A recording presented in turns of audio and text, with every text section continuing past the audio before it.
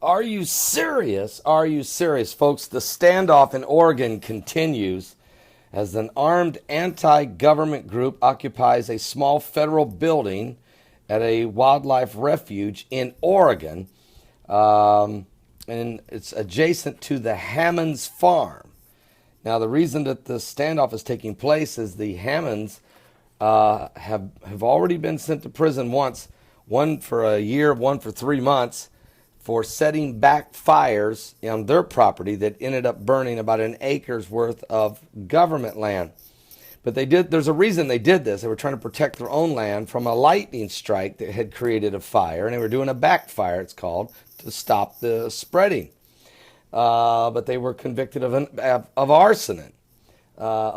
So now if a judge has decided to send them back to prison, they're supposed to report to prison today for 4 more years. They've refused to go, and they have several armed men that have come to stand by their side. They have taken over a federal wildlife refuge, and they said they're not giving in. This is a critical situation. Now, the backstory on this is that the Hammond Ranch this all started in 1991 when Stephen Hammond started a fire on his own property to try to kill off weeds.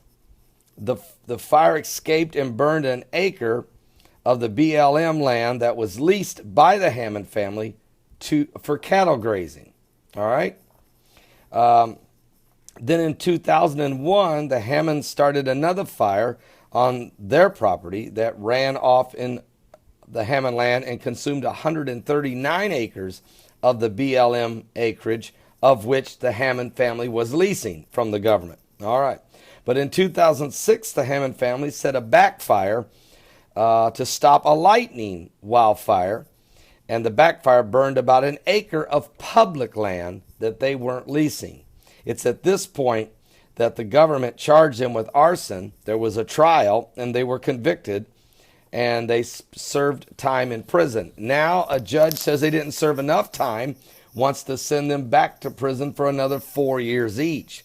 And that's what's created a standoff. And folks, just like the Bundy Ranch in Nevada, we have the government overreaching again. Overreaching, way overreaching. The land that they confiscated, actually, they did eminent domain years ago. And so what we're witnessing here is the people, the United States citizens, standing up against a tyrannical government. And in their mind, that's what it is. It's an overreaching government that tramples on the rights of property owners in this country. We already have our freedom of speech being walked on. We already being threatened our Second Amendment rights to bear arms. And now our rights to own property is being, again, under assault. So we're going to see how this all plays out. It's still a standoff right now. I'm praying for a peaceful conclusion. And wow, are you serious? I don't know how this is going to go down, but they're already calling these Hammonds family and these guys with them, they're already calling them terrorists, which they're not. They're just trying to defend their own rights in their own land. We'll just see how this plays out.